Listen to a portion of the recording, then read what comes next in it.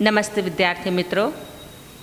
आज हम कक्षा 6 पाठ 1 चित्रपाठ जिसमें कहानियाँ हैं, उन कहानियों को मैं आपके सामने आज प्रस्तुत करती हूँ, जिसमें पहली कहानी है दयालु शिकारी, दूसरी है बातूनी कछुआ, तीसरी है चालाक लोमड़ी, चौथी है प्यासा कौआ। अब इस कहानी में पहली कहानी जो है वह है दयालु शिकारी। अब ध्यान से इन कहानियों को सुनिए और इन कहानियों पर से जो बोध मिलता है उसे भी सुनिए। बाद में आप इन कहानियों को अपनी नोटबुक में आपके हिसाब से आपको लिखना है।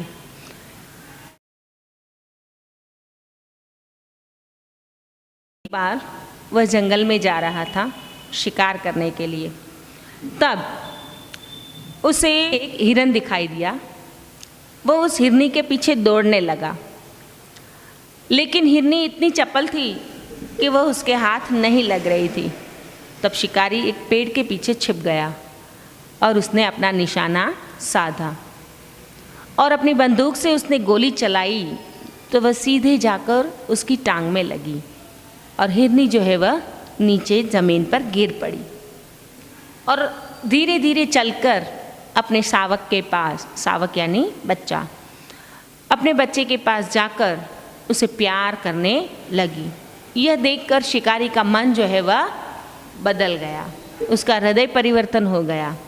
उसने तुरंत ही उस हिरनी के पास जाकर उसके अपनी गोद में उठाया और उसे अस्पताल ले जाकर उसका इलाज करवाया, उसकी मरहम पट्टी करवाई।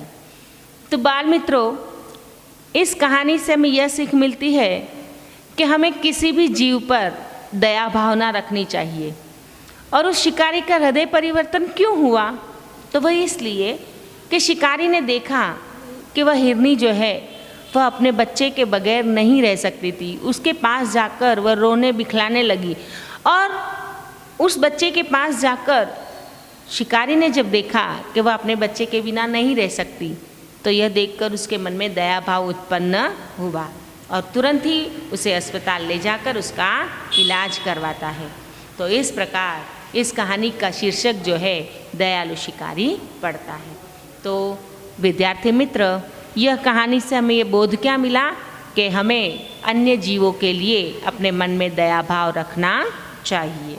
यह कहानी यहीं समाप्त होती है। बातूनी कछुआ। अब आप सोचेंगे कि बातूनी कछुआ, यह कहानी आपने शायद कहीं सुनी होगी, कहीं देखी होगी। तो बातूनी कछुआ, तो एक गांव में एक सुंदर तालाब था। उस तालाब में 2 हंस रहते थे और एक कछुआ। तीनों में बहुत ही गहरी मित्रता थी। एक बार गर्मियों का समय, और उस गर्मियों के समय में उस तालाब का पानी सूख गया और पानी बहुत ही कम था। हंसों ने सोचा कि इस बार हमारा इस तालाब में रहना मुश्किल है। तब उसने क्या किया, अपने कछुए मित्र से कहा कि कछुआ भाई, आप यहीं रहिए, हम अन्य जगह जाकर कोई दूसरे तालाब की खोज कराते हैं और जब हमें तालाब मिल जाएगा तो हम आपको भी यहाँ से ले चलेंगे। तब हंस जो है वह उड़कर पहाड़ियों की दूसरी तरफ गए। वहाँ उन्हें एक बहुत ही पानियों से छलाछल ऐसा तालाब दिखाई दिया। उस तालाब में उन्होंने रहने का निश्चय किया और वो कछुए के पास आए और उन्होंने कहा कि पहाड़ियों के पीछे एक बहुत ही सुंदर तालाब है, उस तालाब में हम तीनों रहेंगे, लेकिन हमारे पास तो पंख है, हम उड़कर जा सकते हैं, लेकिन कछुए को किस तरह ले जाया जाए? यह सोच में पड़ने के बाद हंसों को एक युक्ति सूझी। उन्होंने एक लकड़ी का टुकड़ा कहीं से ढूंढ कर ले आए और उन्होंने कहा कि यह लकड़ी का एक एक सिरा हंस अपने मुंह में दबाएंगे और बीच से कछुआ जो है वह अपने मुंह से उस लकड़ी को पकड़ ले, ताकि तीनों जब उड़े आसमान में। लेकिन शर्त एक रखी गई कि जब हम तुम्हें आसमान में लेकर उड़ रहे होंगे तब तुम्हें बिल्कुल बोलना नहीं है, वरना तुम नीचे गिर जाओगे। तब कछुए ने इस बात को स्वीकार लिया और उस लकड़ी के सिरे को लेकर हंस जो है वह आसमान में उड़ने लगे। अब आसमान में उड़ने लगे तो नीचे गांव वालों की दृष्टि जो है इस दृश्य को देखकर एकदम कौतूहलवश इन तीनों को देखने लगे कि अरे ये आकाश में क्या अद्भुत चीज़ जा रही है।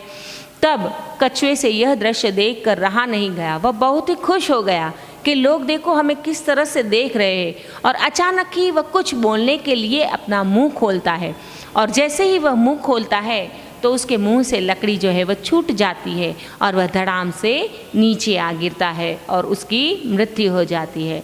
तो इस तरह से उस कछुए की जो है वह बिना बात की बकबक करने की जो उसे सज़ा मिली तो वो हुई मृत्यु। तो इस कहानी से बच्चों हमें क्या सीख मिलती है? तो हमें यह सीख मिलती है कि हमें बिना बात के और बिना ज़रूरत से ज़्यादा हमें बोलना नहीं चाहिए, क्योंकि अगर हम ज़रूरत से ज़्यादा बातचीत करें या बकबक करते रहें तो हमें ही नुकसान पहुंचाते हैं। किसी का कुछ नहीं होता, लेकिन हमें अपने आप को नुकसान होता है। इसलिए हमें ज़रूरत से ज़्यादा कभी बोलना नहीं चाहिए। तो बच्चों यहाँ हमारी दूसरी कहानी समाप्त होती है, बातूनी कछुआ। अब इस कहानी में, यह कहानी तो आप सभी ने बहुत ही सुनी होगी और वह यह है कि कौवा एक बार उड़ता उड़ता कहीं जा रहा था। बहुत ही प्यास लगी थी लेकिन उसे पानी कहीं मिल नहीं रहा था, गर्मियों का समय था। अचानक उसकी नज़र एक झोपड़ी के बाहर पड़े मटके के अंदर पड़ी, लेकिन उस मटके में पानी बहुत ही गहरा मतलब कि नीचे था, जहाँ तक उसकी चोंच नहीं पहुँच रही थी। अब वह क्या करे, प्यास लगी थी, पानी सामने है लेकिन पी नहीं सकता। अब वह सोच में पड़ गया। अचानक ही उसके दिमाग में कोई युक्ति सुझाई। उसने इधर उधर नज़र फैलाई तो उसे क्या दिखा कि आजू बाजू में उसके आसपास थोड़े कंकड़ पड़े हैं। उसने अपनी चोंच से उस कंकड़ को लेकर उस घड़े में डालना शुरू किया। अब उस घड़े में जैसे जैसे कंकड़ नीचे जाने लगे वैसे वैसे पानी ऊपर आने लगा और पानी के ऊपर आते ही कौवा जो है वह अपनी चोंच उस पानी में डुबोकर वह सारा पानी पी जाता है। सारा मतलब उसकी जब तक तृष्णा नहीं होती, तृष्णा हो गई उसकी, तब तक वह पानी पीता रहा और जब उसकी प्यास बुझ गई तब वह वहाँ से उड़ गया। तो बच्चों इस कहानी से हमें क्या सीख मिलती है कि हमें मुश्किल के समय में बिल्कुल भी घबराए बिना और अपनी सूझबूझ से उनमें से रास्ता निकालना चाहिए। तो यह था हमारी तीसरी कहानी का बोध। अब हमारी कहानी चौथी जो है वह क्या है, समझदार कौवा। और समझदार कौवा क्यों? तो वह इसलिए कि एक जंगल था, उस जंगल में एक घना वृक्ष था, उस वृक्ष के ऊपर एक कौवा रहता था। वह कौवा है, उसकी एक मित्र वह थी लोमड़ी। वो जो है वह रोज़ पेड़ के नीचे आया करती थी, उसके साथ बोलती थी, उसके साथ रहा करती थी, अपनी बातचीत किया करती थी। अब एक दिन अचानक ही कौवे को एक रोटी का टुकड़ा मिला। अब कौवे की चोंच में रोटी का टुकड़ा देखकर वो लोमड़ी जो है उसके मन में बहुत ही बुरा विचार आया। उसने यह सोचा कि कौवे के पास से यह रोटी का टुकड़ा अगर मैं ले लूँ तो मैं जो है वह रोटी खा सकूँगी और कौवे को जो है वह नहीं मिलेगी। यह सोचकर उसने कौवे के पास से रोटी छीनने का प्रयत्न किया। तब उसने अचानक एक युक्ति सोची। उसने सोचा, कौवे के पास गई और कौवे से कहने लगी कि कौवा भाई आप तो बहुत ही मधुर गाते हो, तो आप एक काम करो ना, आप मुझे एक गाना सुनाइए। तब कौवे ने वह रोटी का टुकड़ा जो है वह अपने पैर के नीचे दबा दिया और काँव काँव काँव करके अपने स्वर में गाने लगा। तब लोमड़ी तो समझ गई कि कौवा तो चालाक हो गया है कि देखो मैंने उसे गाने के लिए कहा तो रोटी का टुकड़ा उसने कहाँ दबा दिया, अपने पैरों के नीचे। अब क्या करे, उसकी पहली युक्ति तो बेकार गई। अब उसने दूसरी युक्ति सोची। उसने कहा कि कौवा भाई मैंने यह भी सुना है कि आप तो नाचते भी बहुत अच्छा है, तो आप मुझे एक बार नाच कर दिखाइए ना। तब कौवा उसकी चालाकी समझ गया और उसने क्या किया, अपने पैरों तले जो रोटी का टुकड़ा दबा हुआ था उसने फिर से चोंच में लिया और वह नाचने लगा। इस तरह उसका रोटी का टुकड़ा कहीं नहीं गिरा और लोमड़ी जो है उसकी सारी युक्तियाँ फेल, मतलब कि बेकार हो गई। अब लोमड़ी भी समझ गई कि कौवा मेरे झांसे में आने वाला नहीं है। इस तरह लोमड़ी जो है वह निराश होकर चली गई। तो बच्चों, यहाँ हमारी चारों कहानियाँ समाप्त होती है। तो चौथी कहानी जो मैंने कही तुम्हें कि समझदार कौवा, तो इस कहानी से हमें क्या बोध मिलता है? तो हमें यह बोध मिलता है कि हमें कभी भी किसी की भी चिकनी चुपड़ी बातों में आकर कभी भी उनके झांसे में आना नहीं चाहिए। तो इस तरह से हमें अपनी अकल से काम लेना चाहिए और लोगों के बहकावे में आना नहीं चाहिए। चौथी कहानी कौवा और लोमड़ी, इसके बारे में आप सभी ने सुना होगा कि कौवा और लोमड़ी कि लोमड़ी हमेशा चालाकी अपनाती है और कौवे को परेशान करके उसके पास जो भी होता है वह ले जाती है। लेकिन इस कहानी में ऐसा नहीं है कि अब कौवा भी चालाक हो गया है। कौवे ने किस तरह से लोमड़ी को बुद्धू बनाया और लोमड़ी जो है वह निराश होकर चली जाती है। तो एक जंगल था, उस जंगल में एक पेड़ पर एक कौवा रहता था और वहाँ अक्सर एक लोमड़ी आया जाया करती थी। तो एक दिन कौवे को कहीं से एक रोटी का टुकड़ा मिला।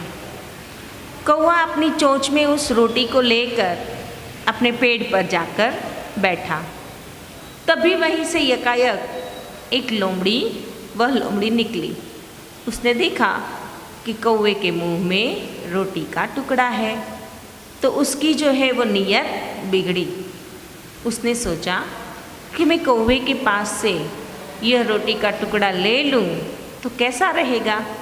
ऐसा सोचकर उसने उस कौवे के पास जाकर उसने मन ही मन एक युक्ति सूझी, एक योजना घड़ी। उसने कौवे के झूठे बखान करना शुरू किया।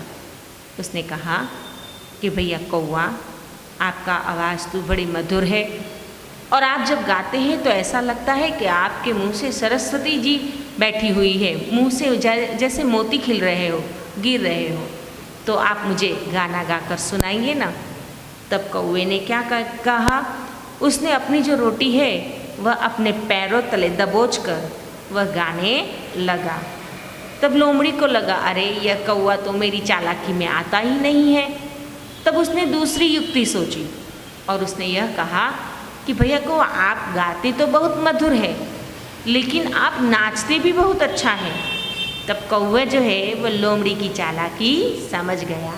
वह पैरों नीचे जो दबोची हुई रोटी थी उसे अपने मुंह में ले ली और पेड़ की डाली पर नाचने लगा और लोमड़ी की सारी युक्ति एकदम बेकार चली गई। तब वह निराश हो गई और कौवे की चालाकी समझ गई और वह वहाँ से चली गई। तो मित्रों, हम इस कहानी से हमें यह सीख मिलती है कि हमें किसी की भी चिकनी चुपड़ी बातों में नहीं आना चाहिए। कोई हमें बुद्धू बना जाए, कोई हमें प्यार से सहलाने की, पुचकारने की जब कोशिश करता है तो हमें उसकी बातों में न आकर उनकी चालाकियों को समझना चाहिए और भोले बनकर कभी भी कोई अपना प्रतिभाव दिखाना नहीं चाहिए। हमें हमेशा चालाकी से ही काम लेना चाहिए। कहानी में चारों कहानियाँ आप अपने हिसाब से अपनी नोटबुक में लिखना है और उसका जो स्वाध्याय है वह भी अपने नोटबुक में लिखना है, प्रश्न सहित उत्तर सहित। अस्तु।